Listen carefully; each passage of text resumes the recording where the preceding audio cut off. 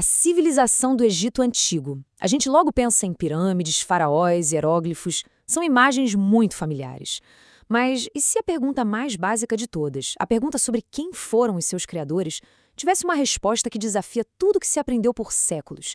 Pois é exatamente essa questão que um livro, lá do meio do século XX, resolveu encarar de frente. Olha, para a gente entender bem o argumento do Diop, o melhor caminho é seguir a estrutura que ele mesmo montou. Vamos começar com a questão da origem, depois mergulhar na tese radical dele e nas evidências que ele usou. Em seguida, vamos ver por que ele acreditava que a história foi falsificada e, por fim, entender qual era o objetivo maior por trás de toda essa pesquisa. Então, vamos lá, começando pela primeira parte. Uma questão de origem. Mas antes de sair procurando resposta, a gente precisa primeiro entender qual é a pergunta, né? A pergunta que gerou todo esse debate e que está no centro dessa análise. Quem eram os antigos egípcios? Parece uma pergunta simples, né? Mas e se a resposta que a gente sempre ouviu na escola não contar a história toda? Essa é a questão que moveu o trabalho da vida inteira de um acadêmico revolucionário. E é aí que a gente chega na nossa segunda parte. Vamos conhecer a figura por trás dessa tese toda. O historiador, físico e político senegalês Cheikh Anta Diop. E olha, Diop não era um historiador qualquer não. Ele tinha formação em física, sabe? Então, ele olhava para a história da África com uma cabeça de cientista, usando um conhecimento gigantesco para questionar as narrativas que já estavam estabelecidas. A motivação dele fica bem clara nas palavras dele mesmo, logo no prefácio do livro. Ele simplesmente não acreditava que a história da África, e principalmente a do Egito, estivesse sendo contada de um jeito imparcial. E aí vem a tese central dele, dita assim de forma direta, sem enrolação nenhuma. O Egito Antigo era uma civilização negra. Pronto. Só essa frase já foi suficiente para balançar as estruturas da egiptologia da época. Ok, uma afirmação desse tamanho, claro, precisa de muita evidência para se sustentar. Então, vamos para a nossa terceira parte e dar uma olhada nos pilares que o Diop usou para construir esse argumento. Ele montou o caso dele em 3 frentes, basicamente. Primeiro, o que os escritores da antiguidade, os gregos e romanos, que viveram ali perto daquela época, disseram sobre os egípcios. Segundo, como é que os próprios egípcios se viam, como eles se descreviam. E terceiro, as provas visuais, a arte deles e também os restos físicos que eles deixaram. A primeira linha de ataque do Diop, digamos assim, vem de testemunhas da antiguidade clássica. Ele vai dizer que historiadores como Heródoto, que é chamado de pai da história, foram super claros. Eles descreviam os egípcios do mesmo jeito que descreviam outros povos africanos. Depois, ele parte para a evidência da língua.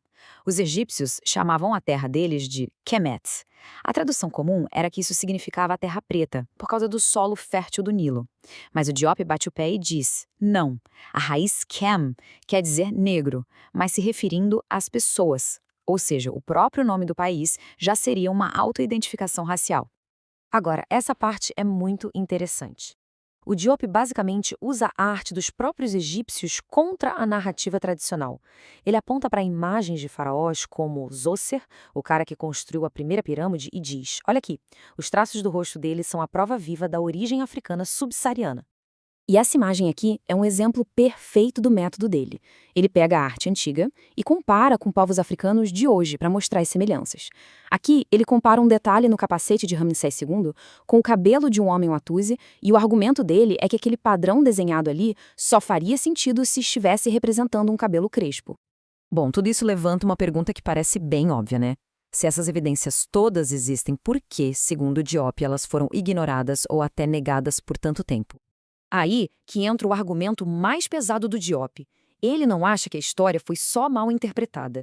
Para ele, ela foi mudada de propósito. Ele conecta o nascimento da egiptologia com a necessidade política e econômica da era colonial e do tráfico de escravos. A lógica seria, para justificar a escravidão, era preciso negar que os africanos pudessem ter construído uma civilização tão grandiosa. E essa citação aqui, retirada direto da obra, mostra bem o peso da acusação dele. Ele via o estudo do Egito não como uma busca imparcial pela verdade, mas como um projeto que já nasceu com a missão de apagar uma parte da história que era inconveniente. E aqui a gente chega num ponto fundamental. Para o Diop, essa discussão toda nunca foi só uma briga acadêmica sobre o passado. Tinha a ver com o presente e, principalmente, com o futuro da África. Ele acreditava que o colonialismo, ao separar o Egito do resto da África, tinha na prática roubado do continente a sua antiguidade clássica, sabe? Deixando um buraco na identidade. Então, para ele, restaurar essa conexão era o primeiro passo para descolonizar a mente e construir uma identidade cultural africana unificada e forte. E é aqui que a gente entende o objetivo final de todo o trabalho dele. Não era só para corrigir livro de história. Era para inspirar o que ele chamava de consciência prometeica, uma referência a Prometeu, da mitologia grega, que roubou o fogo dos deuses para dar poder aos humanos. Para Diop, isso era sobre reconquistar um sentimento de poder, de capacidade, de construir um futuro grandioso, baseado num passado igualmente grandioso. E assim, a gente volta para o título do livro, mas agora não como uma afirmação, e sim como uma pergunta. A análise do Diop nos dá uma nova lente, bem poderosa, para reexaminar a história. E no fim, cabe a cada um analisar as evidências e decidir onde nessa história tão complexa se encontra a realidade.